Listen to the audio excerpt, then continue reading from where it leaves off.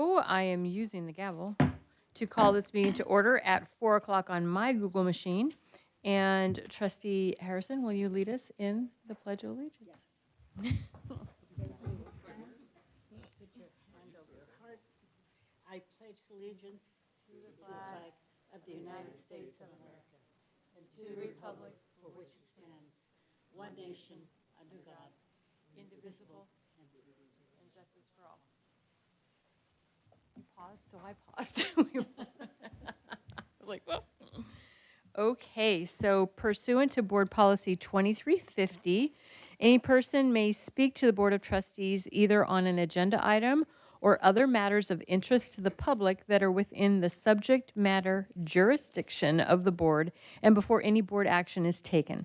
Comments must be limited to 3 minutes per speaker and 20 minutes on the same or substantially similar subject, unless a majority of the board votes to extend the time limit.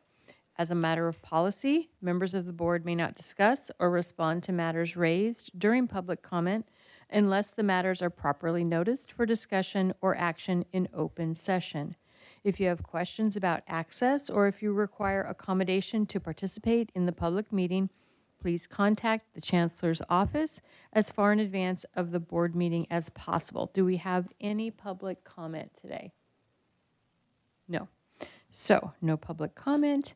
And at this time, I'm going to toss it over to the Chancellor to introduce our topics for today. Thank you. For today's strategy session, we have, which is board policies and administrative procedures. We're going to walk the board through the development process of board policies, the items that are taken into consideration, and how we move it forward through the various groups. Presenting,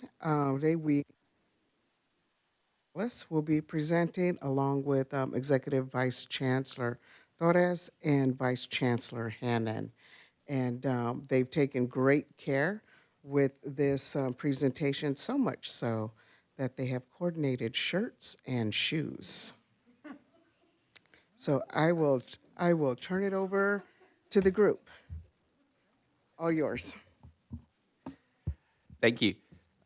And team, if you can put the PowerPoint up on the screen. Thank you.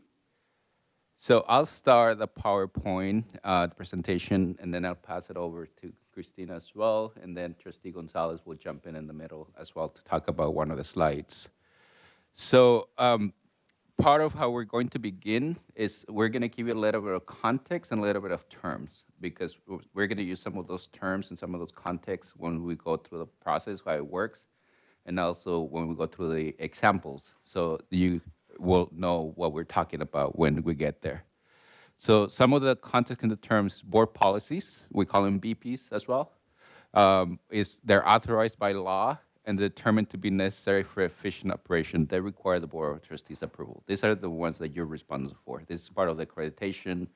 You need to approve them. This is big picture. I want to call them 10,000-foot level things that you tell us what you want done. And then the administrative procedures is their methods. They're the way that we tell you, or the Chancellor actually tells you, this is how we're going to meet the board policy. They're consistent with the intent of the board policy. We present this to you as an information item. You don't approve them, but you can always tell us, we believe that this doesn't meet our intent of the board policy. We believe that this administrative procedure is not aligned with the board policy that we approve. So that's kind of how it works with those two. So the board policy and administrative procedures and APs are governed by AP, Administrative Procedure 2410. We always send them to you in pairs. Some board policies don't have an AP, or some AP is together with a bigger AP. So we try to send them, and no, we don't try. We always send them to you in pairs to ensure that the administrative procedure meets the alignment with the board policy. If they're related to academic and professional manner, we call it 10+1. We designate as a different level, and Christina will talk about that level, what that is. to make sure the academic senate has time to review the board policy as well. The board policy and administrative procedures are separated by chapters, and each chapter has assigned a lead. We call it a chapter lead, who are charged with facilitating the general correctness and operation feasibility. So we want to make sure that whatever APs and BPs, whatever APs we're developing, can be implemented. And we don't put something that's really unrealistic in there. So that's what those chapter leads are for, to make sure, yeah, we can do this, or no, this is probably impossible, we cannot do that. So we look at that, at that process as well. I'm gonna pass it on to Trustee Gonzalez to talk about BP PAC. So last June, our board approved the creation of the Board Policies and Procedures Ad Hoc Committee, and that takes an additional level of review now, so that our board committee has the opportunity to review specific sets of the board policies before they come to the full board, in concert with staff. So we meet monthly at whatever are the appropriate board policies that need to come through that level of the process. And then I'll share some more about how that portion of the process works later in the presentation. And what the couple of charges that you gave, the BP PAC, it's a couple of trustees right now serving in this, but this board advisory committee serves as the chapter leads for chapter 1 and 2. And we also bring to them anything else that you need to review on an annual basis, or something that you say, we want to review this, or we want, even though there's not in chapter 1 or 2, it's still pertinent for you to review it, so we send that over to the BP PAC as well. Doing the BPs and the APs, we call it PPAC, Policies and Procedures Advisory Committee. One of the great things that we have done over the past couple years, 2 or 3 years maybe, we changed our internal structure of collegial consultation, and it has worked really great. In the past, we used to have district assembly, which was one committee that did everything, and it was not working. And that district assembly, pretty much what they were doing is they were doing a lot of BPs and APs reviews, and they were forgetting about everything else and anything else. So we restructured our collegiate consultation a few years ago, and it has really, we feel that it has really worked really well, to the fact that now Valley is looked into our process district-wide and trying to see, okay, let's see if we can get some best lessons learned from the district-wide committees and see if we can implement it at the college level as well.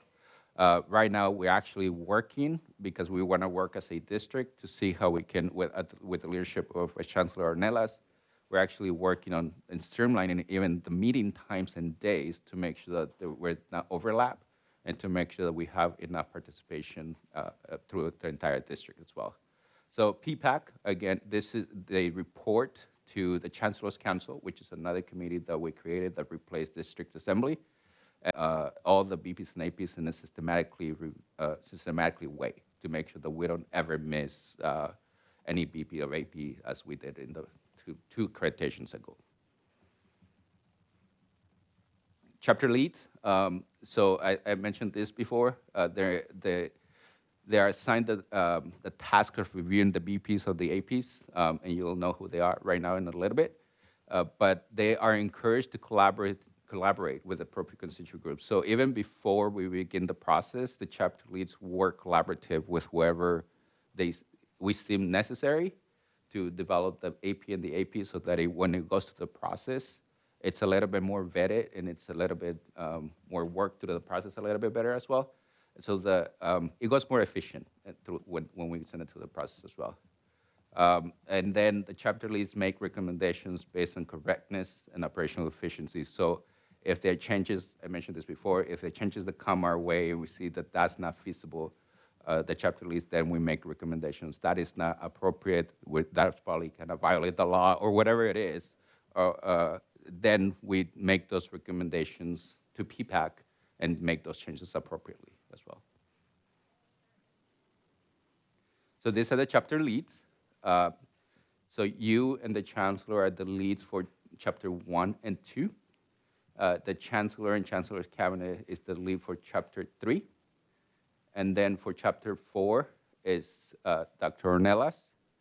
Chapter 5 is Dr. Ornelas and Academic Senate President, the same with Chapter 4, sorry.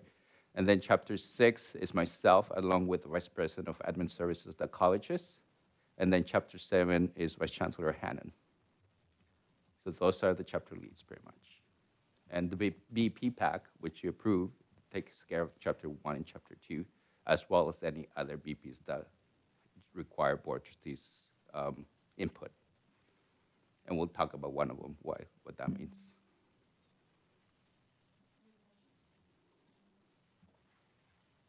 With district assembly, we used to wait years for a policy to pass. So now what is your average time?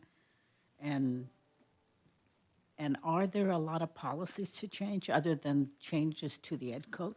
Yeah, so Christina, Vice Chancellor Hannon,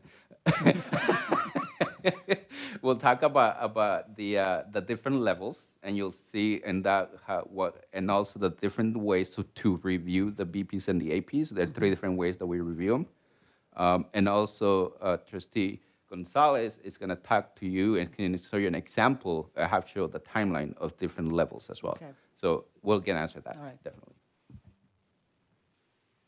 Okay, thank you.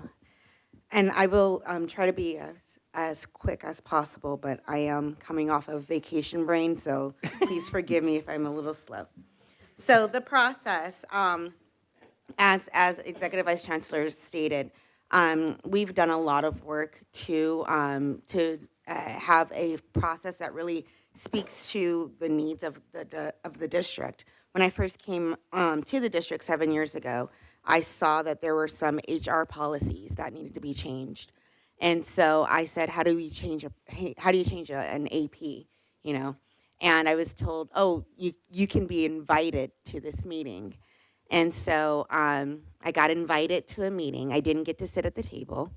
I had to sit in the audience as a guest, and a group of people were deciding what would be the best hiring language for the hiring AP. And I raised my hand, and I said, when does HR get to, provide feedback? And they said, this. You can provide feedback right now. But I wasn't a voting member, and I had no say-so in what went into that hiring policy. And that was very confusing for me because I was expected to impose those policies, but that wasn't the process. And so it took a lot of conversations and a lot of trust in order to help educate everyone that we actually do have a process that works. We have continued to show. And so if we move to I guess that's the first one. So we get an annual review of policies that need to annually be looked at. And so we have that annual list that we look at once a year. We look at it as co-chairs, and then we look at it as PPAC, and then we bring that to the Board of Trustees. And so every year, we have that list of these are those that are in the queue. We discuss it at PPAC, we bring it to the board, and then we maintain it. And so as we're maintaining it, we're sending those reminders, hey, make sure you update your policy. So then it goes to the actual annual review. 10%, we're looking at 10% of our current policies, and we have 7 chapters with a lot of policies in there. So we look at them 10% of the time, 10% of those policies each year. Then we have legal updates that come from CCLC. And so those legal updates can come at any time. Whenever there's a change in law, a change in policy, a change in code, we will get something from CCLC. We might even get something from some of our other legal partners that say, hey, we have this new plan that you have to implement by July. Here's some language to go in your policy. And then we also can get other requests. in my world, we might decide that we're going to do something differently with hiring. And so I'll say, okay, let's pull the hiring AP and let's start going through those changes. And so anything that's initiated by a trustee, student, faculty, or staff. So that's how we get all of the requests. Yes. If I could just add one thing, one of the pieces that is really good about this process is that it also allows us to properly document for continuous review. So the review of policies is actually a great piece of evidence for accreditation. And as we're getting close to accreditation cycle, one of the things that we're doing is really making sure that we're able to track these. So they do come in different phases and in different forms. But there could be, our faculty attended plenary in the fall, and there's new terminology that's being used for probation. That's possibly seen as a negative word for our students, on academic probation. So let's go back and think about, inclusive language and creating positive reinforcement. So the faculty reached out to me, and now we're looking at, okay, let's look at the policy, and what does the policy say? How can we make adjustments to the language and the verbiage? So there are opportunities to allow us to look at our policy, if it's outside of the review cycle, or if beyond, the regular updates from the league, we do have that ability to do that. And having a process outlined like this is really good. I've worked at a lot of districts, and one of the things that I can say is that this is the best process that I've seen, just in terms of tracking the systems that we're using. And I was putting my accreditation lens on when I was evaluating and assessing. Vice Chancellor Hannon and I just gave a presentation last week on our process regarding our board policies and procedures, and how we ensure that not only input is required, but that ongoing and continuous review of the policies to make sure that they're still accurate, but that Not a lot. It's going to take 10 years to review 100% of the BPs and APs. It is true, but there are a lot. And I can tell you the PPAC, Board Policies and Policies and Procedures Advisory Committee, PPAC, is very busy. We do a lot of work.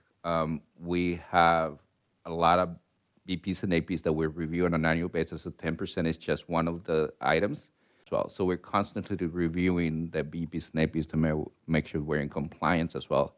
And any other policy. So for example, Trustee Williams requested, can we review dual enrollment board policy? So we put it in the process in addition to those other two. So even though it seems that 10% might not be enough, it is a lot. And this committee really is doing a lot of work. And as we move on in the process, something that's not documented in the slides is the behind-the-scenes work that we also do.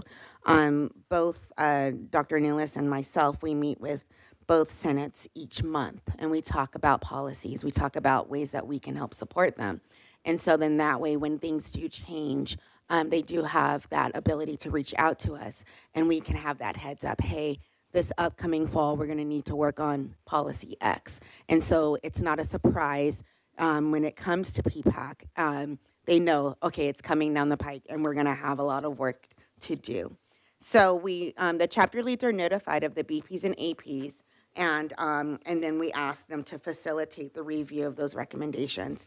I would say the first year or so in using this new process, we were having some feedback challenges where we would have the conversations at PPAC, and then the chapter leads would go and have different conversations, but maybe that information wasn't filtering back down to the members, or maybe individual members didn't feel that they had an opportunity to provide that feedback. So again, any changes that are following into our chapters, the three of us are coordinating and working together, and then obviously with the chancellor, and then making ourselves available to go to the different senates and talk about the impact of the changes. And so very quickly, chapter recommends the recommendations, they get a level rating. So level 1, level 2, and level 3. Level 1 would be those that are policies and procedures that are reviewed with no changes. They maybe they have some minor changes that are edits, like clerical edits or legal reference changes, and they're not designated 10+1. So they would fall under chapters 1 and 2 under the Board of Trustee Policies and Procedures. And then AP 2410 talks about that process. So one of the things that you requested as a board was that chapter 1 and 2, you were the owners, and you wanted to have full flexibility and freedom to do whatever you needed to do. So that has been implemented, with the exception of 2 BPs and APs, which have 10+1 implications in there. But pretty much all your chapters are level 1, meaning it follows this process. It just goes to the constituent groups for information only, and it goes to Chancellor's Council, and then it comes back to you. So you have full flexibility in a way with chapter 1 and 2. Again, with the exception of 2410 and 2510, I believe it is. Yeah. And so that timeline could be as quick as 4 weeks. And because we have different targeted dates, especially, again, minor edits, no 10+1 implications, within 4 weeks. So for level 1. Then we move to level 2. Not 4 years. So level 2 would be an existing policy and procedure, which may be simple and non-controversial. And then they would be either a new policy and procedure that is simple and non-controversial. And so I think we had some changes to like our distance education policy, but that one did have 10+1. So no, that's not a good one. Can't think of a recent one, but we do have some examples. But non-controversial, those can take a little bit longer because they do go to the chapter lead for feedback, and then that could take maybe a month or 2 months for feedback, and then it comes back to PPAC, and then if there were no changes, then it goes directly to Chancellor's Council, then the Board of Trustees for first read. If there were some minor edits, then we would make sure that we talked it through, maybe do a first and second read, and before we send it to the Board of Trustees.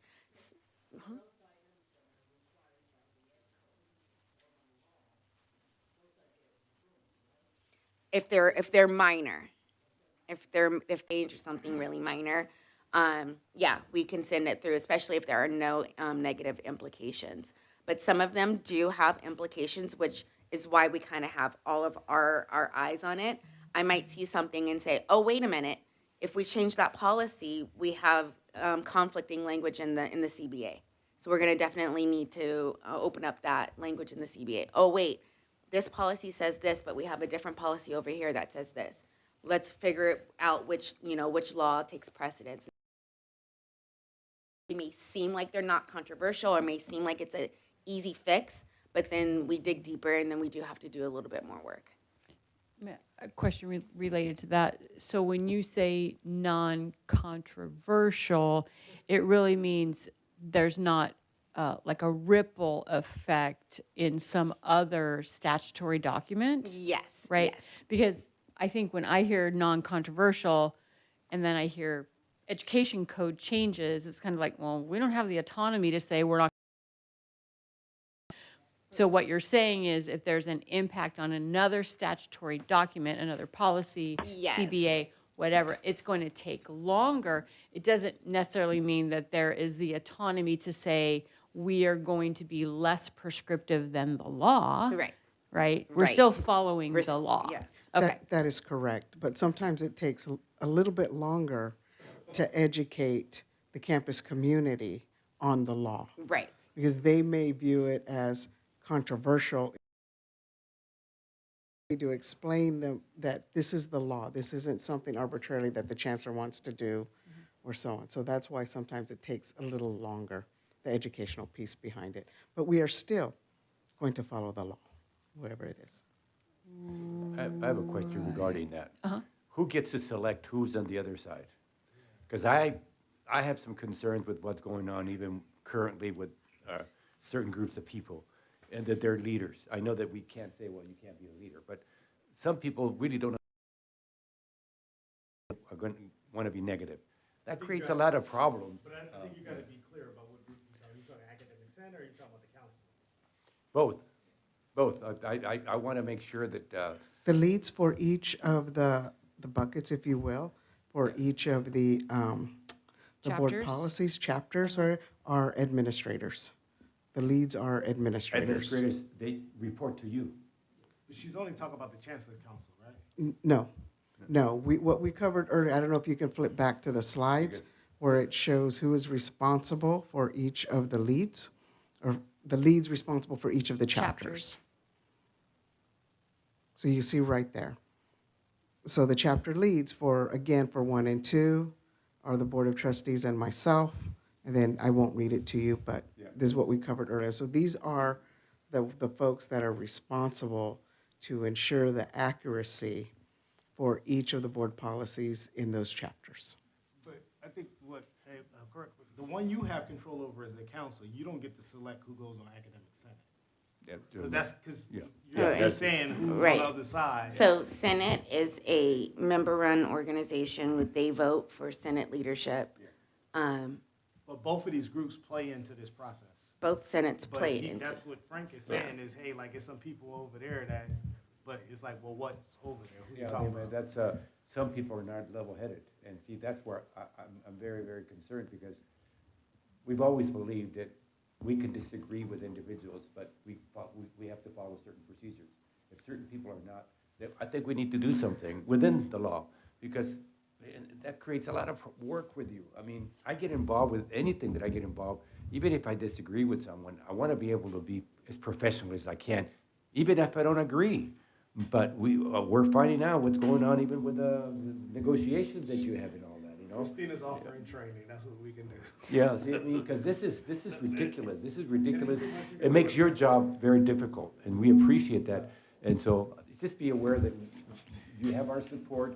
And as a board member, I don't want to get involved with a daily thing. I don't have time to do that. I want to be able to do the things that I need to do from the federal, from the state, and from the state chancellors, to be able to support what you're doing, you know? And if we have people that are now, let's work something out where, I don't want to be a Joseph saying, let's fire them. No, I don't want to. I mean, I think we have to be careful, because with Senate, that's, the chancellor doesn't pick those people, but she does pick the council, right? The chancellor's council?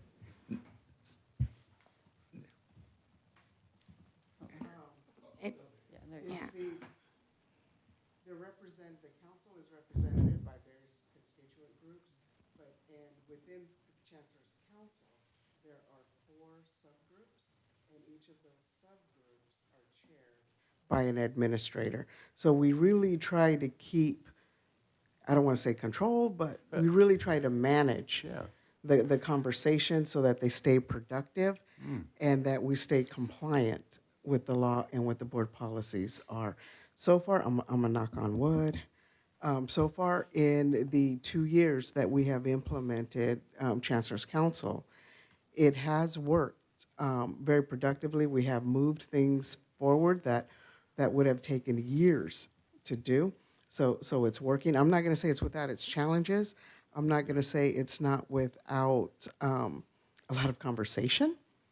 But at the end of the day, it's working, and folks have seemingly have bought in to this new process.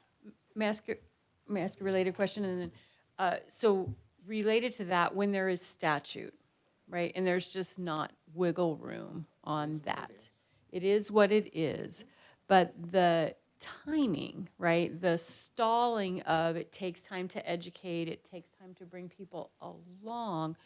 What happens in the interim when we need to apply the new law and the policy's been held up for just, it's the process that we have? Is that going to be answered later, or? The law will always trump our policies.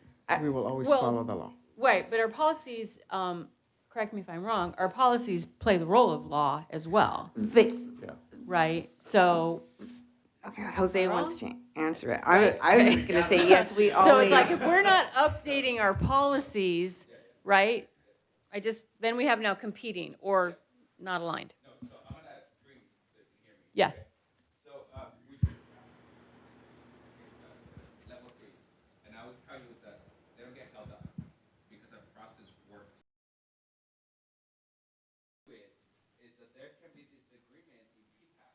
It's okay not to have complete agreement, but they're advisory to Chancellor Council.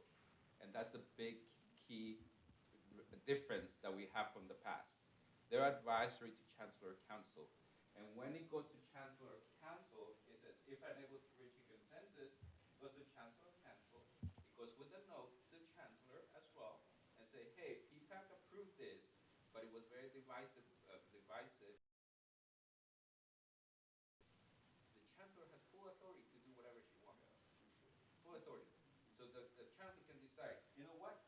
I'm okay with the majority. I want to send it to the board. And that's how it goes to the board. So they don't get held up at all. Can I just, like, if it is what it is, majority, minority, whatever, advisory, okay, the law is the law is the law. So the whole idea of majority, minority Right. agreement, I understand there's a process to educate. My concern, I'm trying to stay in the lane of governance and the lane of mitigating risk.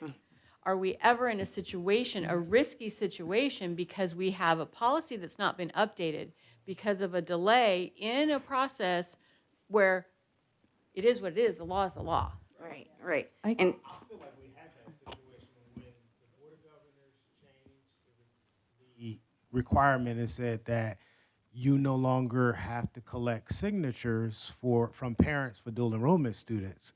And it was a reg change. And it took us like a couple of months before, I don't even know if the board still hasn't approved it yet. And so I didn't understand, well, if the state changed the regulation, why does anybody have to discuss it? I don't understand that. But the impact of it is that the students for that next semester, when the regulation changed and said you didn't have to do it. Right. So, in my understanding, we still waited for CCLC to give us the language. That happens, and that did happen. That's our process. We wait for CCLC to give us that language. When the regulation changed, it doesn't go like that. Then they say, okay, we're going to give you the language, which everyone waited for that language. We got the language, and then it's gone through the process. So I can. It's part of our process, though. So I can add a little bit of that to answer Trustee Houston's question. There are times that happens, and I recall several years ago, not at this district, where there were significant changes to Title IX and Title IX investigations. And the colleges and universities across the nation were very unsure as to what direction, that policy was going to be. And it was a significant change. And so and it happened to take place during the summer. And that is a 10+1. And so the colleges were actually almost divided. I didn't do research on the entire community college system, but just speaking to peers, some colleges said, it's the law, we are changing the policy. And when the faculty get back, we will discuss it. So it was almost like a temporary policy that they put in place due to this circumstance that had to be implemented. Other colleges, including the college that I was at, waited because they said, you know what, we need to make sure that the faculty understand the implications of this policy. However, the Department of Ed clearly gave colleges guidelines and said whether or not that policy is approved or passed, there's a grace period, and after this, you have to use the new policy, whether or not you have that policy in place. So it was August, it was like August 15th or something like that. And I remember that because we were like, well, what if we get a case in July and we don't have that policy? Well, you can still use your old policy, but anything after August 15th, whether you have a policy in place or not, you are required to implement the law. Right. I feel like those scenarios are the scenarios that end up being case law, right? And that's when, versus San Bernardino Community College District, which is, again, what I would want us to have reduce the risk of being in those gap times. I understand guidance that's coming down, but the law is still the law. And I understand the timing of, right? Because it's not like, but there are urgency, right? There is urgency legislation, urgency statute that takes place immediately. And our ability to be responsive to that also mitigates or at least reduces the opportunity for risk of case law. I keep pointing, making sure I'm going. Of, whoever versus. And I think it also depends on what policy it is, because the severity of the policy. And in the case that we were discussing here regarding the dual enrollment, we were putting those pieces in place. I mean, there are systematic pieces that have to be programmed into our system to adjust to that. So, But that one took too long. Like that, because it's collecting signatures and it had an impact, and it also had an impact on students, and it gave an additional burden. We have our own attorneys. We should not have to wait for CCLC. CCLC has no authority in the system at all. I don't know why we would have waited for them when we have our own legal review for something like that specifically, because the whole thing was to reduce the paperwork burden on the on families. And as soon as the law changed, we should have implemented that specific policy immediately. And then the fact that you had a trustee asking about it, it should have been expedited. And the part that I've always struggled with our district's policy here is that we don't have a way, even in your schematic here, for the trustees to initiate policy changes. Everything in the way that our district works is we don't set policy. We adopt policy based on recommendations. There's never a time when the board. To answer your question real quick, Trustee Williams, the board absolutely has the opportunity. Not in the schematic. Everything that we Absolutely. do is approved by somebody else. Well, no. Trustees any member of the board can initiate review process at any time. But everything that we do gets approved by somebody else. That's the way the schematic is set up. For anything that's in chapters 1 and 2, It the should, board is the chapter lead, right? So those are the things have the opportunity to request or initiate new changes. Now, specifically with the dual enrollment issue, that came to BPAC in February, the beginning of February. So that law had only just changed But when it was already reviewed by the Board Policy and Procedure Ad Hoc Committee. yeah, but I'm saying it took too long because the BOG had approved it prior to that, and you have families that are trying to get into these programs, and the whole purpose of the thing was to reduce the burden of paperwork on them. And so we still required them to do the thing, even though the regulation had changed. That's all that I'm saying. We could have did it faster. That's all I'm saying. And that's what you were talking about is this process. Sometimes it takes longer because people got to talk. The law is the law is the law. What do you got to talk about it for? Somebody already talked about it and they changed the law. So that's what part doesn't make sense necessarily.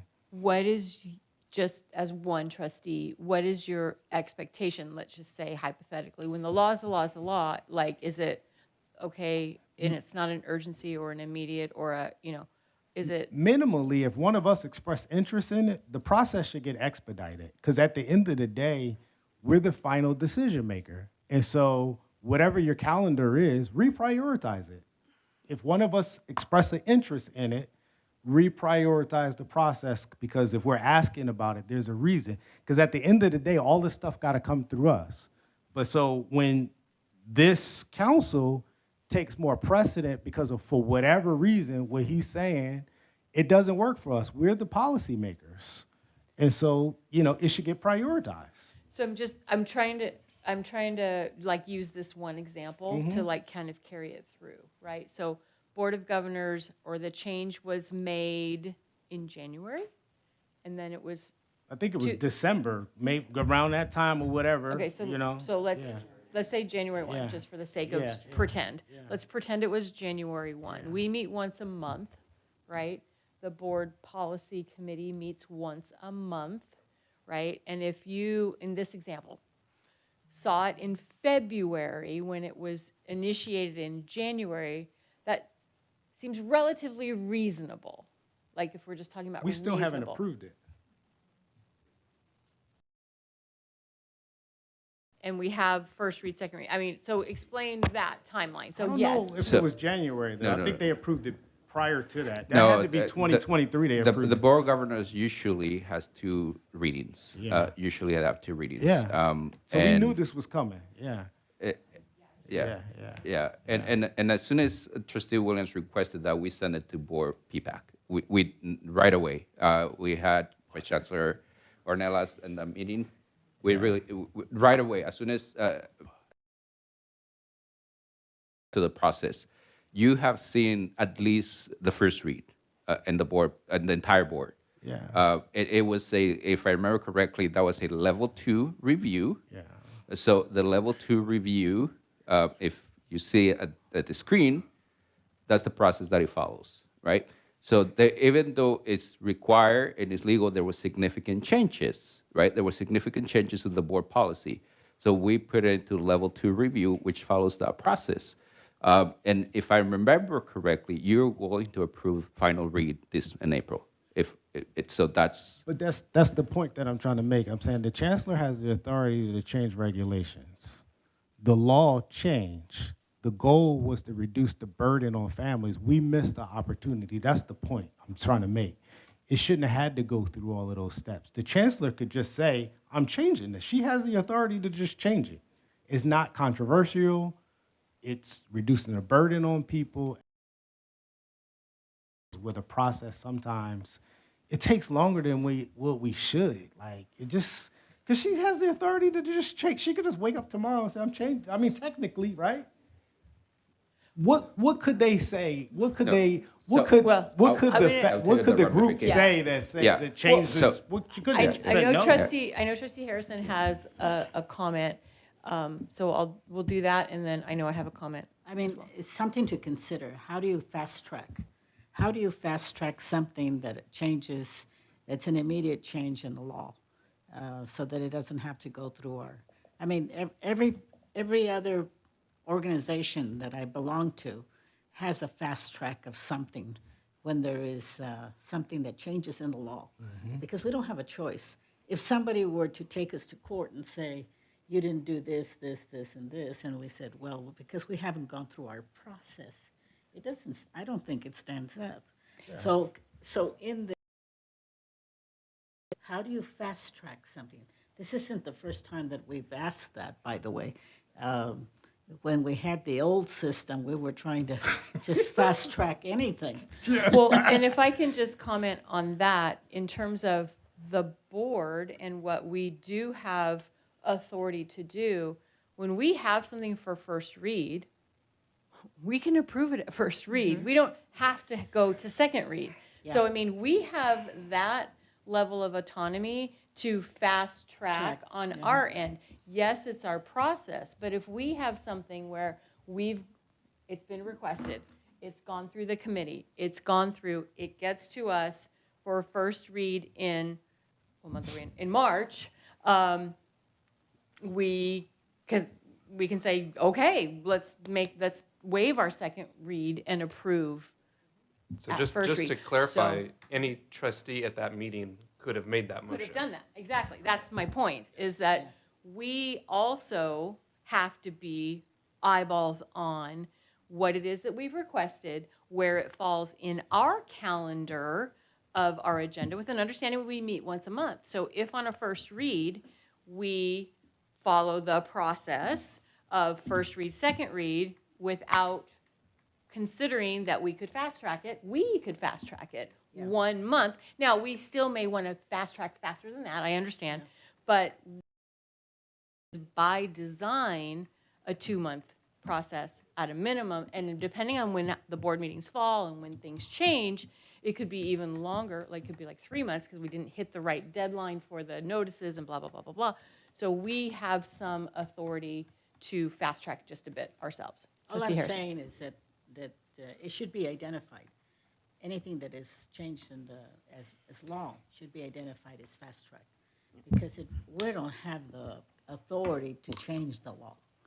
And so, and then, once it's identified, I don't want to, if you do it in red in our board books, so that we know that it is something that needs to be fast-tracked, and we can waive that second reading. Right, We but haven't done that. yes. We haven't done that. And my point, I think my point would need just be more it's a Robert's shared rules, responsibility. Yeah. The speed of execution is a shared responsibility. And if it is compelling enough for us to say this needs to happen as soon as possible, then it's compelling enough for us to pull it, have a discussion, move it faster. That's all I'm saying. Shared responsibility in that speed. And of once it's part execution. of the language of the process, then, yeah, there may be question at the beginning, but, you know, after you do it several years, it becomes part of the process. If it wants to be moved even faster, it could be brought. I mean, the board can request an action item at a strategy session. We generally don't have action items at the request. It wasn't working, is it working now? Okay. I was saying that at the request of the board, we have not had traditionally action items at strategy sessions.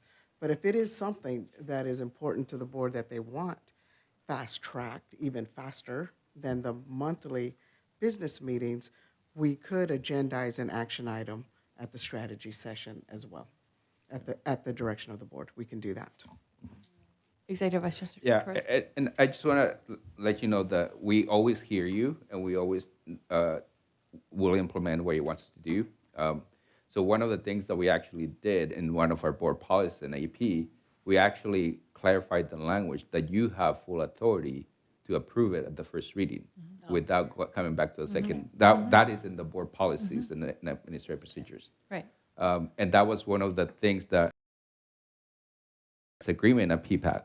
That was one of the disagreements that we had at PPAC, that they didn't want that because they thought that we were circumventing the system. And we said, no, the board has authority to approve any board policy. That is their role in accreditation. So we send it to Chancellor's Council, and the Chancellor with that disagreement, and it was forwarded to you with that in mind, that you had the authority to approve it in the first read. That's pretty much what it is. They understand that, like, the authority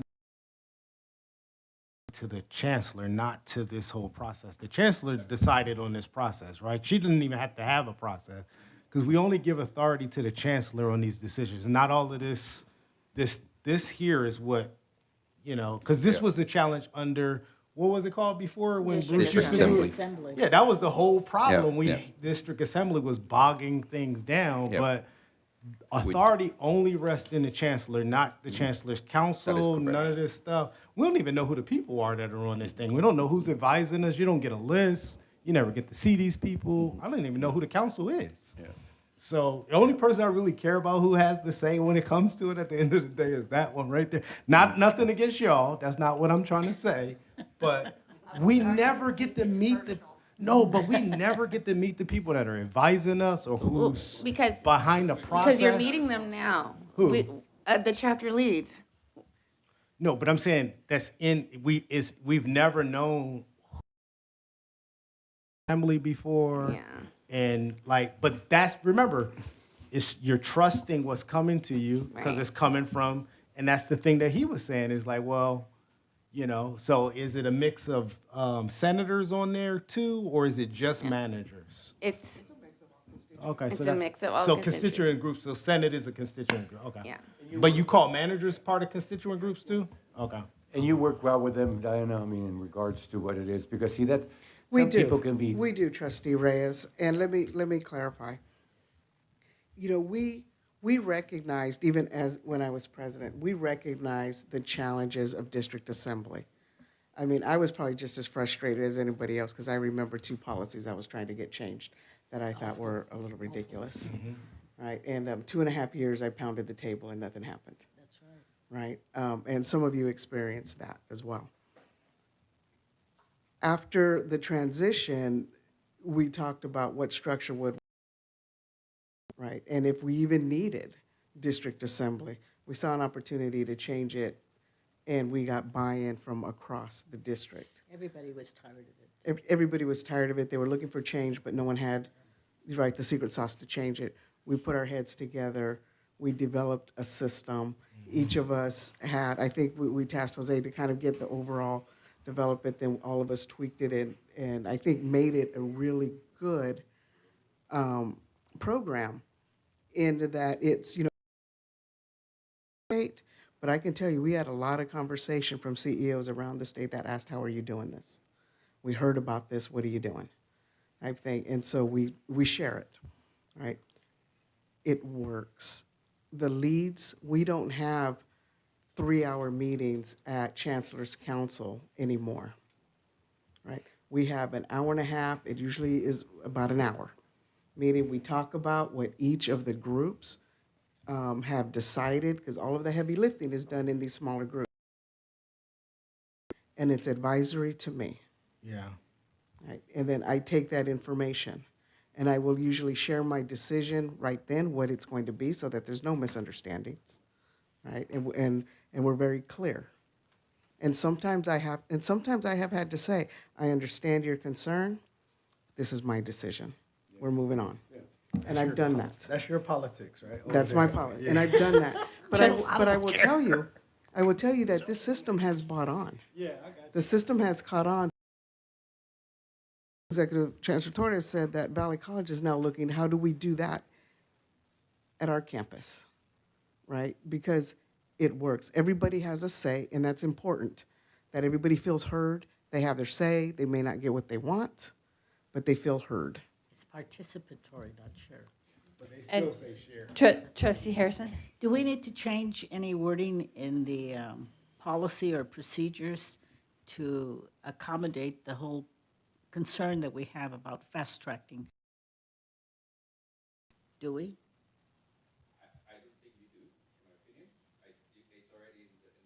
We've updated, right. And it's in the process that a trustee can initiate. Yep. And Okay. we receive the updates So- from law. So I we think, don't have language that says this, any change in the ed code or by law immediately gets put into fast track. I mean, we don't have language that says that. We say that we're the authority, that we can change, that we can request. So I'm asking, where is that language? And is it in chapter 1 and 2? Or is it in the committee structure? No, so it's in the tactical review that we do, that we have. So do you mind putting the PowerPoint back, Roger?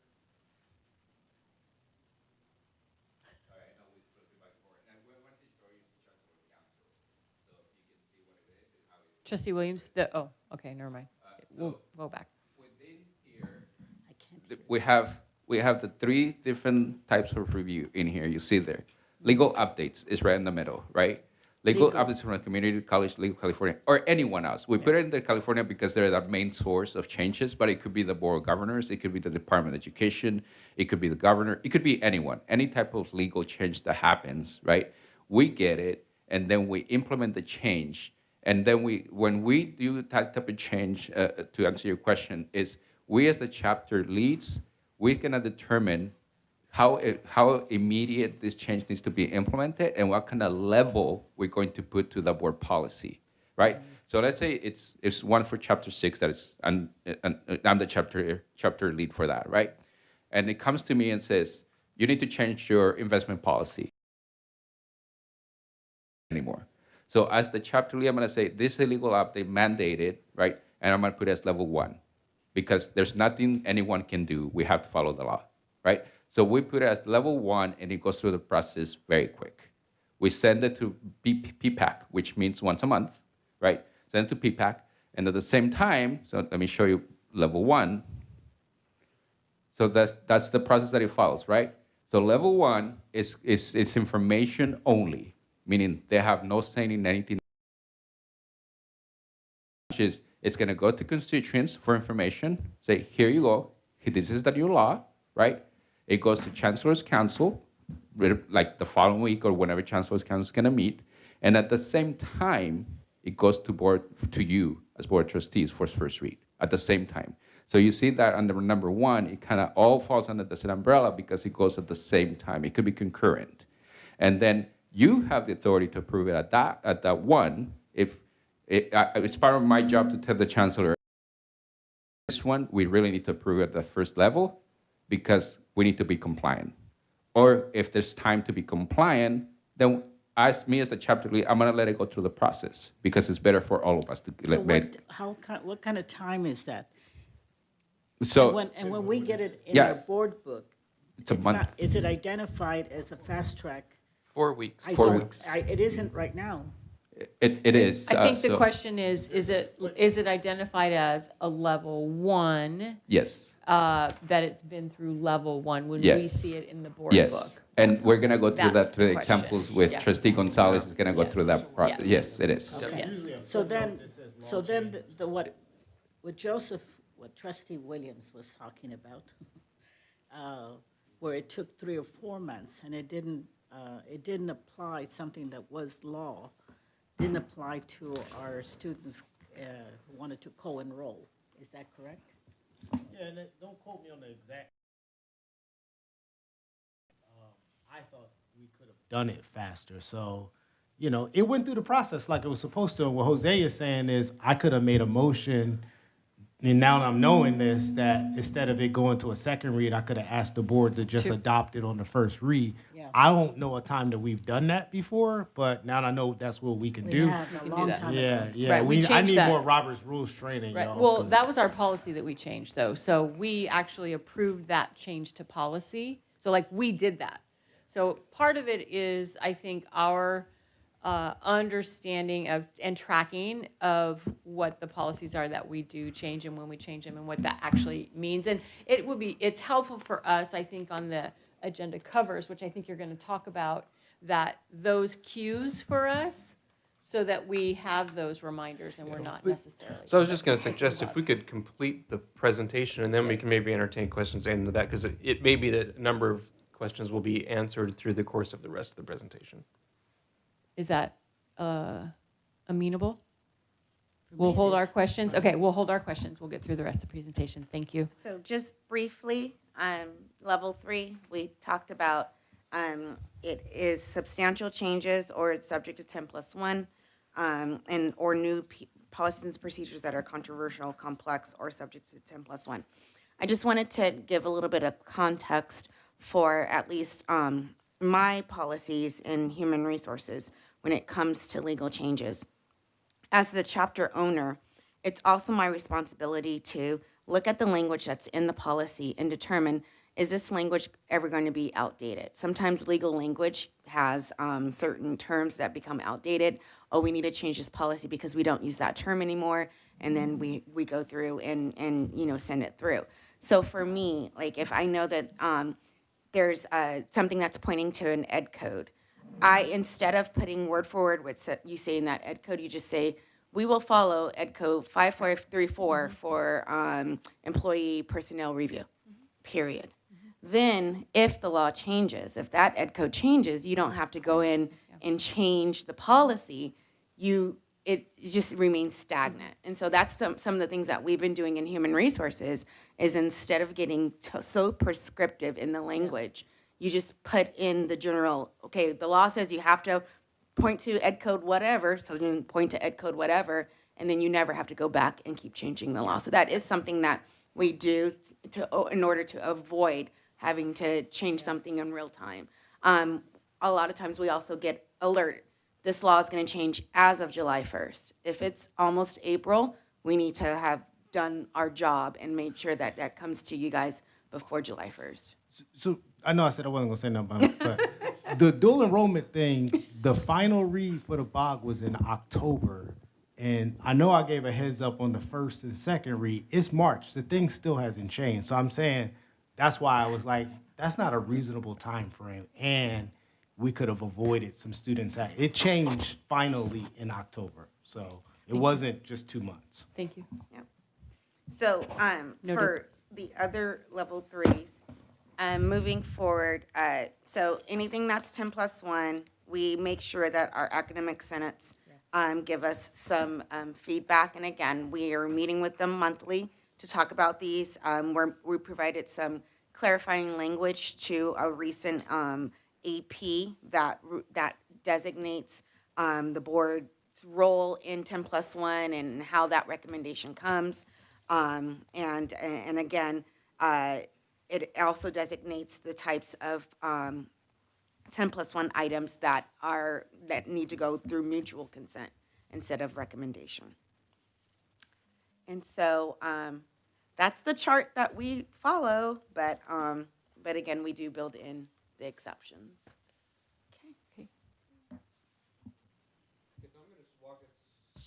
Walk us through a couple of examples so you can see the process that we see at the BPAC committee and that actually shows up in the board packet if you get that far into it, right? So the first thing I just want to call your attention to is the printout, which is the example of what the cover sheet looks like. So it's a cover sheet and the recommendation, and I do want to give special thanks to Kelly Goodrich for putting all this stuff together and helping me out there, because she did a huge amount of work on this. So when you look at the cover sheet, it's got a number of different sections, which includes who the chapter leads are, and the dates, the reasoning, why it's happening, what the review level it's been assigned is, what the anticipated schedule is, so we know exactly how long something is anticipated to take from beginning to end, and then what the actions are, the key, so it shows you why, how to identify what's being changed, right? And then if you look on the back side of the sheet, you'll see that in this particular example of BP 5015, what got changed. And so in this particular example, the stuff that's blue and underlined is because it was a legal change. Right. The reason we wanted to give you the full sheet is because in the examples, we're just going to take a part of the page, but we thought you should see what the whole thing looks like, just so you know that those elements are there, even though they won't appear on the screen. All right? So looking at the first example, this is going to be a level 1. I should put my glasses on so I can see what's on the screen versus what's on my notes. Okay. This is part of the cover sheet for, in this example, Board Policy 6320. And this was something that does fall under chapters 1 or 2, which is why the BPAC is listed in the anticipated schedule. And you won't see that BPAC is necessarily on others that don't fall within our chapters, unless it's something that specifically that should be reviewed by the board before it comes to the board for a first read.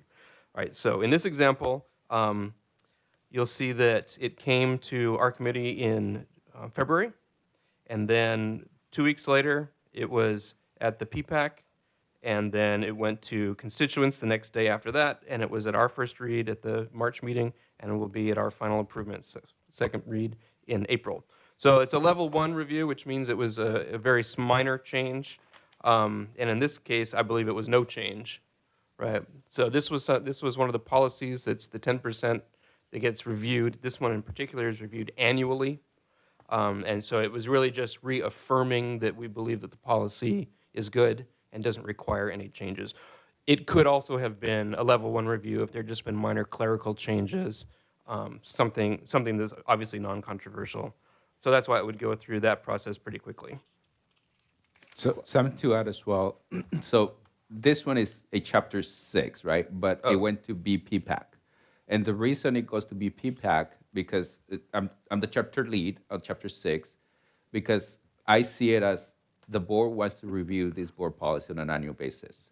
Therefore, we're going to send it to BPPAC because the board to do the heavy work before it gets to them. So that's the reason why it goes to BPPAC, the Board Policy Advisory Committee. But at that meeting, we could have suggested changes. Correct. Right. That's our opportunity for review before it comes for a first read.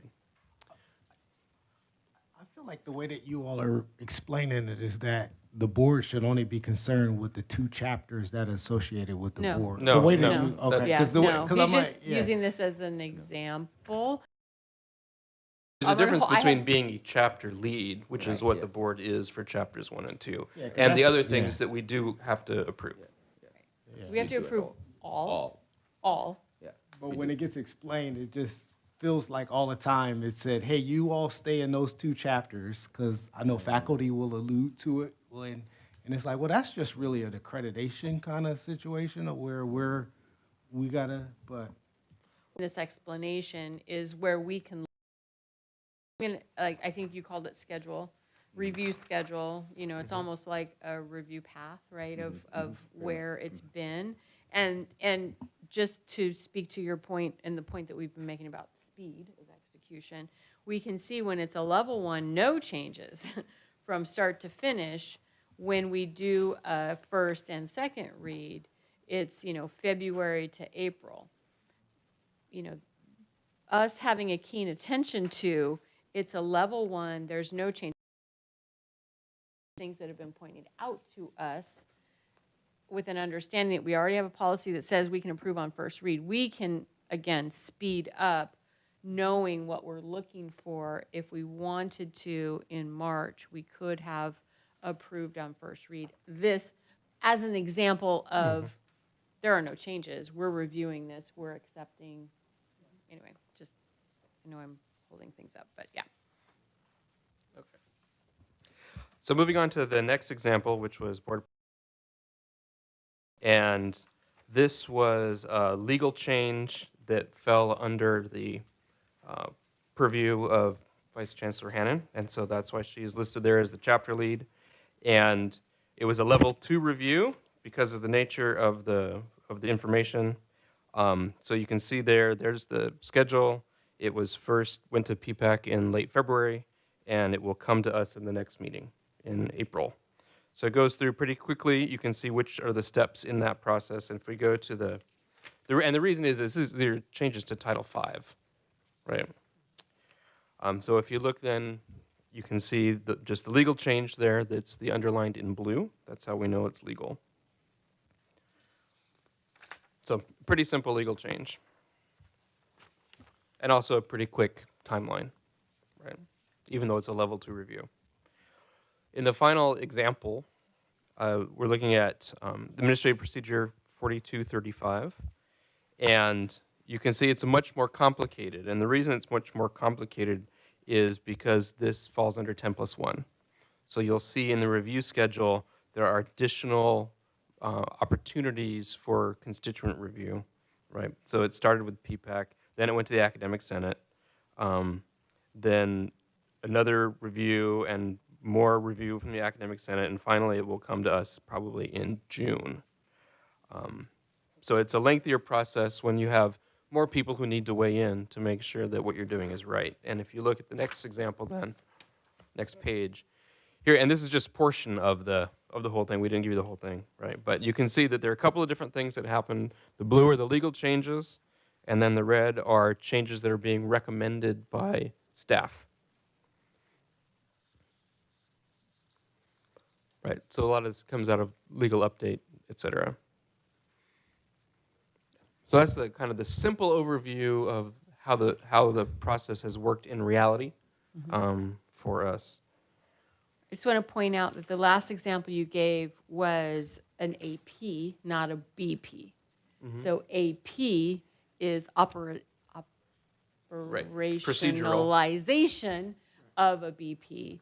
So the fact that it's taking an extended amount of time is to ensure how we interpret the BP.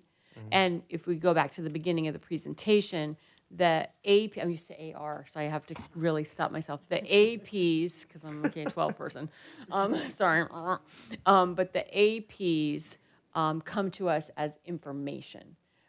Don't come to us, if I'm remembering how we're set up, we are not approving an AP, we are simply receiving an AP as information only. So we understand how the BP is being implemented.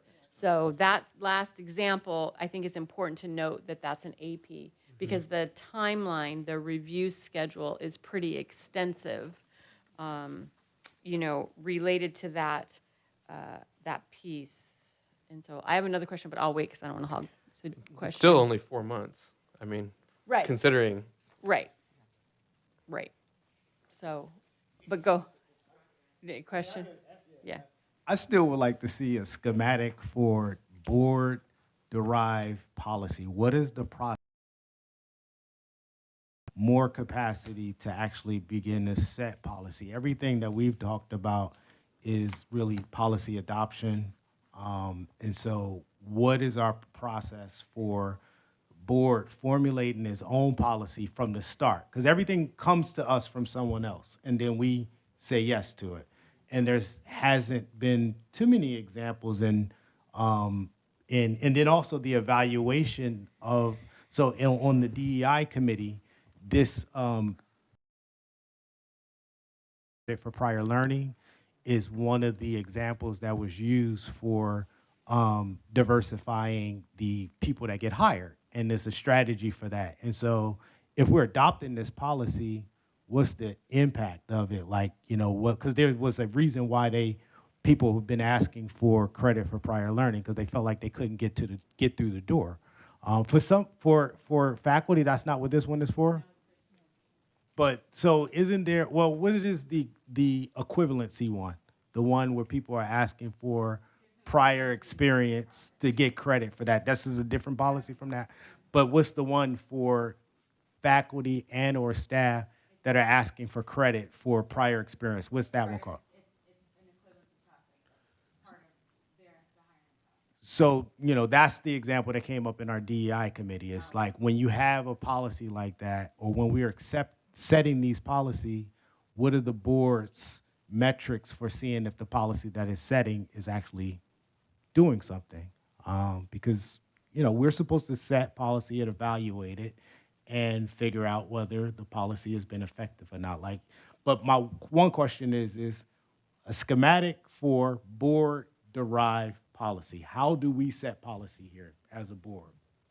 What's the process?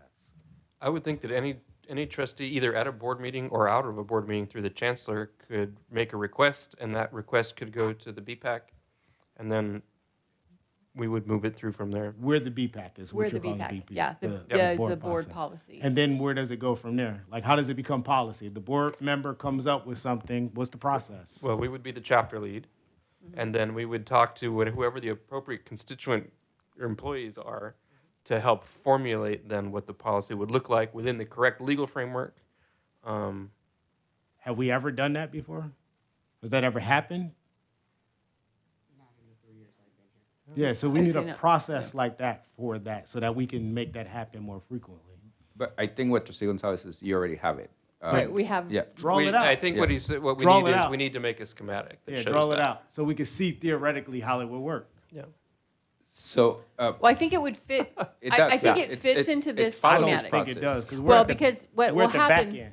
here, no, No, because what will no, happen is, no, no.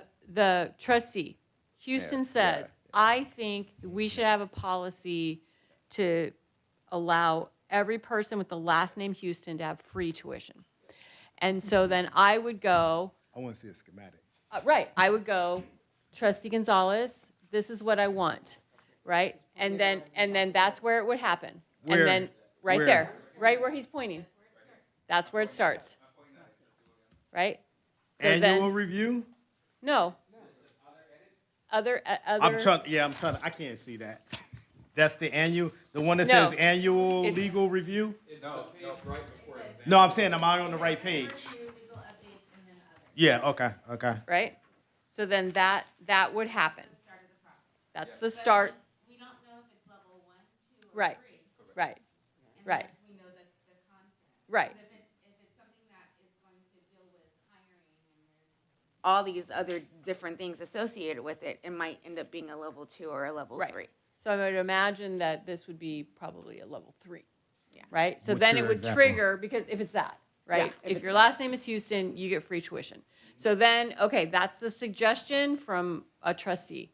Then from there, it's going to move into that next where is being pointed. Whether and it's 10 then- plus 1 or what. And, right, Okay. and then it's going to go through that system. So we have a mechanism to make recommendations, and then we have a mechanism to ensure the recommendations that are made follow a process that a recommendation like I just made that was silly wouldn't ever actually be materialize because we have a checks and balances in place that allow for that's not legal, you can't do that. So, but at what point does your recommendation go to the full board? After it goes through all of this stuff here? Depending on the level. Yeah. No, that's not Yeah. appropriate. But Because the what- board should be deciding whether it goes through that process or not. Like, you know, like, because then your thing might not never come out of the system. And then everybody else never hears what your thing was. Well, you would hear my thing when I'm talking about it. Only if right? you did it in the board meeting. Isn't, That's why I'm saying we need a Okay. process. Because it's like you can get a thing bogged down that might have consensus here, but there might not be consensus in this process for it. You get what I'm saying? So I think you need to really think about it and talk about it because you might, there's been plenty of times when board members have brought things forward. They still have never materialized to an agenda item. I know we've talked, you know, there's been times where the things just die. And so I think we need a sketched out process. Because if your example only works if you do it at the dais, but if you call the chancellor and say, hey, blah, blah, blah, blah, blah, we would never know. but in order for it to be consensus, wouldn't it have to take place in the presence of others in order for the chancellor to move forward? But that's what I'm saying. I'm saying if, I think what he's saying is the process allows for a request to be made outside of a public forum. That's what I think I'm hearing you say. and we never And know. so the question is, does the process allow for a request to be made outside of the public forum? Yeah. And if the answer is yes, the process allows for a request to be made outside of a public forum, then when that happens, how would we even know the request has been made? I think that's what you're trying to say. Yeah. And I think the answer would be, because it's coming from the board, it would have to go to the BPAC. And that meeting is reported on at the every meeting, board meeting. At the meeting. Thank And so you. then we would That's the bring answer. back that request to the full board. Through the BPAC So in then the we need a monthly report. schematic so that board members know what the process is. For board-derived policies, what is that? Because that's not, the BPAC thing is not on here for that. We need a board schematic for, you know, and I'm thinking not just this board, but future boards and boards of the future. If they want to make a policy up, what is the process? How do you do it? Student trustees need to know, they want to introduce something, how do you do it? And where does it go after? I'm trying to look and see if it's already on here. I'm telling you, this is like a new, better version of the older version, but there's never been a way. Pastor, if I can interject, just because I'm trying to follow along too, would it be in the schematic if you just added board member request in that top box on the left? Yeah, but Yeah, he's it's there. saying that it goes to BPAC, and that's not in here, because it would go down through this annual, goes to, I mean, I'm just I guess- looking at how this thing goes. Yeah. It might skip through those very quickly. Yeah, it depends on the level. It truly depends on the level. Yeah, but if it's a board thing, it should go to the board first before it goes anywhere, because then you know whether we all agree with trustee Houston's request. Because then if we agree, then is it going to take 6 months? Is it going to take 10 months? Like if we all agree, it should happen, or at least be fairly considered above everything else. Because at the end of the day, we're the decision makers. And I'm saying to you, I do not. Trustee Williams, wouldn't you, like, let's take free tuition for all Houstons, I'm changing my. Yeah. Let's take There's a that. lot of us, so. Before it comes to the full board, Yeah. so it's gonna go to, BPAC. Before it comes to the full board, wouldn't you want us to do our due diligence? Even if the board thought that is fantastic. You can't do it. That's all. Yeah. But you need to take it through a process of due diligence to see the legal implications through, you know, through all of the different bodies that we have to check on. And then I'm gonna go back to feedback and say, look, this is illegal, I'm not even gonna put it on the agenda and have it scrutinized by the public that we're trying to do something illegal for all Houstons. We're not gonna do that. And I'm gonna go back to the trustee that I'm gonna come back to the chair and say, look, we can't do this because it violates this law, this law, and this law.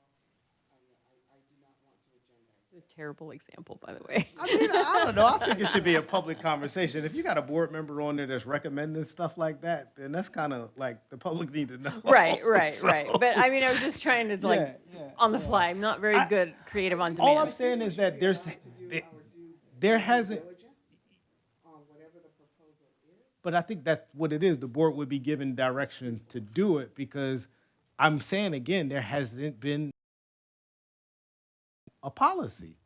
Why? Why don't we, that we're supposed to set policy. We don't set policy here. And why hasn't there been a time when we've done it? I need some clarification from We somebody. have, let's go with Executive Vice Chancellor Torres, and then we'll go to Trustee Harrison, because he's answering that question, I think. So I think you don't set many new policies because they're already set. A lot of them are already set. We're already complying with the law. We're already complying with everything that's required. So there's not a lot of much need for new board. One of the things, and I know we had this conversation before, Trustee Williams, about wanting to do something for a specific thing or whatever it is. And that's when I come in and say, that's where the strategic plan comes in. That's where your goals come in. And that's where your objectives come in from within the strategic plan. If you want something specific, then your chancellor is your person to go to and say, Chancellor, next year we want you to create a program that's going to provide free tuition for all the Houstons, right? That to me, that's not board policy. That's a program. It's a program. It's a goal. It's an objective that you should go to the strategic plan as part of your working with the chancellor.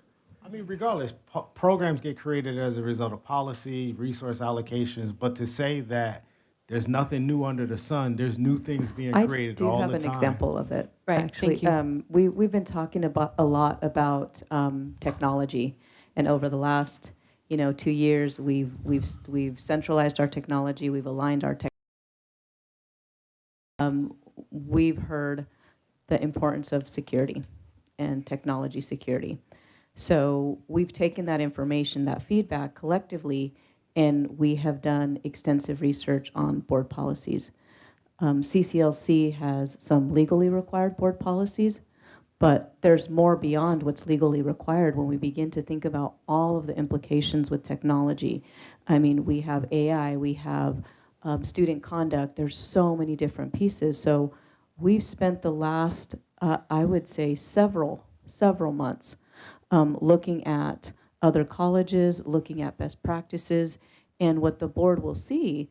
We also have to check with legal as well to ensure that there's no risk, that we're, compliance. But they will go to BPAC.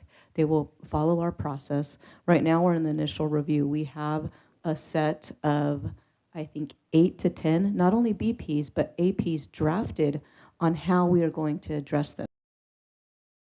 We're required to have 2 or 3. But when we started reading what we have, they are so overwhelming. There's so much information, and there's so many different layers with technology. So we have separated those, but also tried to capture all of the areas with technology. They're so new. There's so much information, and I think that is an area where we will continue to refine and update that. But those in various board settings, whether they were board, we've had presentations on technology, we've taken in feedback, and we've been working with our team to make sure that we have those in place. And I will tell you, there are very few colleges that have that, but more and more we're seeing the need to have that. We're seeing the need to implement that. So stay tuned, but we do have examples of that. And so not all of them will be legally required, but we know that from a liability perspective and from a risk perspective, we have to be able to have not only a policy in place, but a procedure on how we are going to address those. One example that we are doing it, but it may be coming in different forms, and it has taken a long time because there's so many complexities with that particular area and so many new things that we still don't even know are going to come in front of us. And Trustee Williams, if I can add a little bit, maybe a different lane or whatever. When we have our strategic plan, right, we provide input, and there are steps, and there's some specificity to that we have a lot of influence. Have several systems that are in place where we have guiding principles that we can influence around finance. So much of like, is there anything new under the sun, right? Might live in some of the guiding principles, strategic priorities, like specificity there, where we can then allocate put that into where some of those ideas of Houston's getting free tuition may begin, and then if there is a need to then back into a policy related to that, then maybe that might just happen, that we have a system for that. But it maybe the next greatest idea under the sun fits into our strategic priorities, fits into our guiding principles, and the guiding principles, align with legislative priorities, align with our budget priorities, align with how we allocate some of the time, green dollars, people, resources. So I don't know if that helps, but just like our attention to that, and when we're doing that. I think it's super duper complicated, and I think to accommodate people with different learning styles and different communication styles, it's important for us to have a real clear and have clarity how board members or the board, really how the board could set policy. What you just described was a super duper complicated process, and it's great, and great things happen here. I have a lot of experience with Bagley King, and so you're dealing with a board member who has an intellectual disability. You never know who's going to be sitting in this space, and so it should be very clear to the decision maker how their decision will carry through the process. And what you described is not clearly articulated on paper, and is not identified here in this process here. And so all I'm saying is, for board members, for trustees, and for the public, so they can clearly understand how the decisions that they challenge us, or how our decision can become policy. It doesn't mean that we're going to come in here and start setting a whole bunch of policy, but I'm saying to you, this schematic, previous schematics, none of them have ever clearly articulated how board members in this district set policy. I will briefly tell you about a recent policy you guys just set. No. I don't need no more examples. No, I'm saying to you, how it gets done is not and clear. I'm gonna tell I you- know it happens because we got the single point of enrollment system. We talked about that in here, right? But that was a discussion. It was just a discussion. And had you not decided to take it on, it would have never happened. We were talking about it for years before you came. And it's just because you had the initiative, the thing, or at least that's the perception. I don't know why. She had the directive. Yeah, but why wasn't it happening before, though? Well, You we get had what I different mean? We had different leadership. This is, But we didn't give a directive either, right? We talked about it. I did. Because you had the initiative. right. You Yes. didn't have to Trustee do Harrison? it. You didn't have to do that.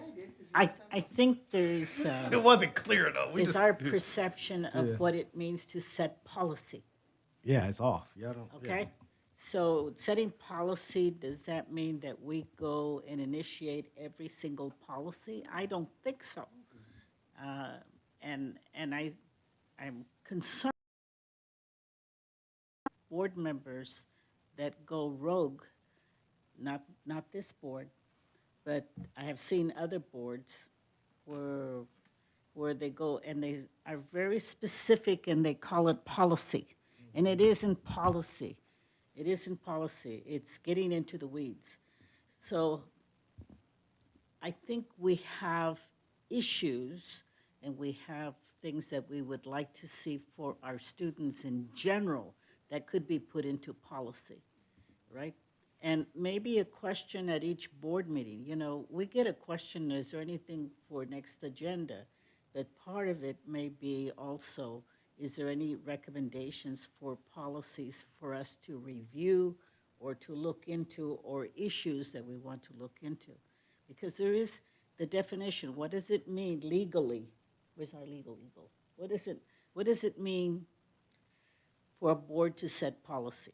Does it say we write it? Does it say we guide it? Does it say we assign it to whatever the function? It used to be district assembly, but that, thank God, is gone. This is a much easier one. It may not be exactly what we want, but what is it that how do we interpret board setting policy? I mean, that really is the issue. Do we mandate that certain policy be adopted? Does that mean that we write it and then bring it to the board? I don't think so. No. I don't think so. No. So, but I think it's part of our agenda, and there is this, at the end of is there any other, and you say it all the time, is there any other things to put on the agenda? But it isn't just an agenda. Maybe we should add to that any area in policy that a board member would like to do, okay? And I think, I think related a little Yeah. bit to that is, our study session schedule, because some of those discussions, like this is a pretty robust discussion that we typically don't have in a regular business meeting. So identifying when we need to have a deeper dive and really have a robust discussion about, again, what we perceive as a policy or an idea, and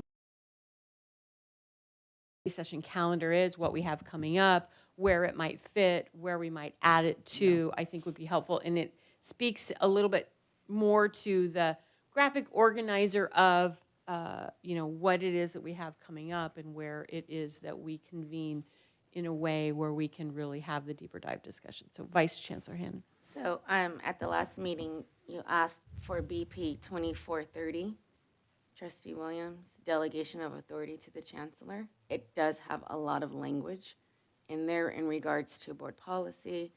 Adopt is there as far as the adoption of policies, and also empowering the chancellor to interpret policy. So this, I know you asked for this language to be reviewed again, and we reviewed it at the Board Policy Procedure Committee.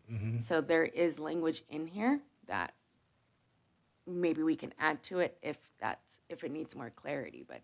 well, maybe we should send I'm it to looking all for the something board like members. this, yeah. No, I mean, and something like Yeah, this, but the policy But even you guys so, created. But so the other, well, in that portion right there, and I'm channeling Donna Farrakhan, We worked very hard. we in work reviewing all because that. this is what happened. It's like, there was a group who they delegated everything to the chancellor, and then we got to a point where we couldn't move anything. Yeah. Because we had said delegation to the chancellor, and then even in this language here, it doesn't say that when the chancellor makes a decision that we are informed about what it is, because the chancellor has the opportunity to make a lot of decisions on our behalf because of the way that we've delegated it. And so that's where we got stuck in that. And then, so Donna started reviewing all of the policies, and we started taking some things back because some stuff was inappropriately delegated because we weren't monitoring and watching it. And so that is really, what she does. That's not the board, setting policy, and then the goal of what I'm saying is not to take power and authority away from the chancellor. All I'm just saying is that it's not clear on if this board had how does the thing take flight? I know we do things and things happen, but it's because y'all are proactive. Y'all ain't always gonna be here. Some of y'all might slip off. Realistically, because when we're talking about the district, not the people sitting in the seats. Right, the system. Yeah, And I'm not that's- always gonna yeah. be sitting here. Madam Chair, may I? Yes, May I? please. So I think I've taken some notes here around the conversation. Myself and the team have heard the conversation. So we will develop a graphic that perhaps might be more clear for all of the trustees to understand, along with some narrative to go along with the graphic that hopefully captures the conversation and we will send it to the BPAC committee for the board members that sit on that committee, ready to the full board, perhaps at another study session so that we can dive a little bit more into it if that's acceptable. I agree. I'm seeing nodding of heads, so I'm going to say yes. Yes. All right. Well, thank you for that, and thanks for the indulgence in the questions and working with us through this so that we have a deeper understanding, and then we can away. So, with that, is there anything else for the good of the order? None from the team. Just want to thank the team for all of the work. And this process, I think, has really helped us move a lot of our initiatives forward. I think we're going to be better served come accreditation for the tracking and also for the continuous review. The common language that we've developed through this process across the district is starting to take hold. So there are fewer misunderstandings in our processes, which that in it of itself is just huge. And folks are now starting to refer to board policies when they want to move something or when they want to engage in something. It's not just, well, we want to do it or how come we can't, right? They're starting to review the policies and say, well, you know, because of board policy, I would like to do these things, which I think is a fantastic place for our district to be. So I'm super excited about this process. And again, we will bring back clarity that we just discussed a little bit ago. So thank you all. Appreciate you. Trustee Harrison? Having survived district assembly for many, many years. Do you get a T-shirt for that? Yeah, Like the Road to Hana? Survivor. This, even though it, you know, we can tweak it, is so much better, and the involvement and people realizing why they are there. It was district assembly was a perfect example of chaos and everybody striving to be the leader, and then it depended on the leadership of the chancellor at the moment how much power was given to district assembly, which was supposed to be nothing more than an advisory group to the chancellor. And we saw it happen, and we lived through it, and we survived, but it wasn't good. This is so much better. Yes, it needs to, there's some tweaking to be done, but it's a different time. And so the tweaking that needs to be done is, I wish you had been able to survive with me. Gloria, you and I have been around for a long time, and so we have memories, and we have memories, and negative and positive, and that's one of the negative ones. I remember Barham Skinner was the one that really started the whole thing. He was a good man, but you give people a little bit of power, and pretty soon they take it. And if you take it and you do it the wrong way, use it the wrong way, that's what happens. The intention was to really get the community involved. We would meet somewhere off campus, and then they would give a report. But there's really was no direction as to the procedure that we're talking about now. So everybody just brought some ideas, and if they didn't like it, if they didn't like it. So it really got out of hand, and pretty soon people didn't want to be part of the district assembly, including myself. But the intention was good. That's why we're doing what we're doing right now. Because, even we're not going to be all here all the time. Pretty soon I think that Gloria would be stepping down, and then Ann, and we're going to miss the history. And then Joseph, as young as you are, you're right. We're not going to be here. So we need to establish good guidelines as to, I still say that the leadership that Diana and Jose and the rest of the team, you guys bring some very positive, energetic, and productive, and ultimately the students are the ones that benefit. I just hope that the students understood that. Understand that. You do, because you're a good leader, but yeah, you have 20 other people. You guys are making a lot of money. Money? Gee, my God, $63. I'm going to talk to Jose. Anyway, I think we're going in the right directions. And Diana, you really should be, your team should be complimented. And if we can continue the applause, I really would like to thank Dr. Gonzalez for all of the work that he's been doing all along the way with our board policies and with the support of the executive team. And, we're in, when we're talking about policy, we're talking about convergence, we're talking about compliance, we're talking about making sure that we're not setting ourselves up for risk. But recognition that we are in a time of disruption and we are in a time of divergent thinking. And so where the balance is of ensuring that we have the convergence that we need to follow the law, but the systems that are flexible enough to allow for divergent thinking is. I appreciate all of the comments from all of the trustees and the work that has gone into this. And I also believe that we're moving in the right direction. So thank you for all of the work. And with that, without objection, we will be adjourning this meeting at 5:42. And our next meeting is our regular board business meeting, which is April the 11th, 2024, 4 p.m. And that meeting is at Crafton Hills College in LCR 231. So without objection, this meeting is adjourned at 5:42. And I believe we'll have you're invited to the Board Finance Committee tour Prior that will to. take place in the couple hours ahead. Yes. Yes. All right.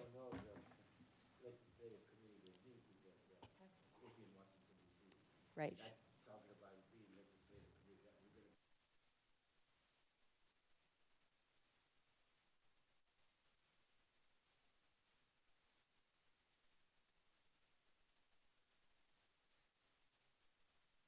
I might have said, sometimes I get, okay, April 11th. I have said October.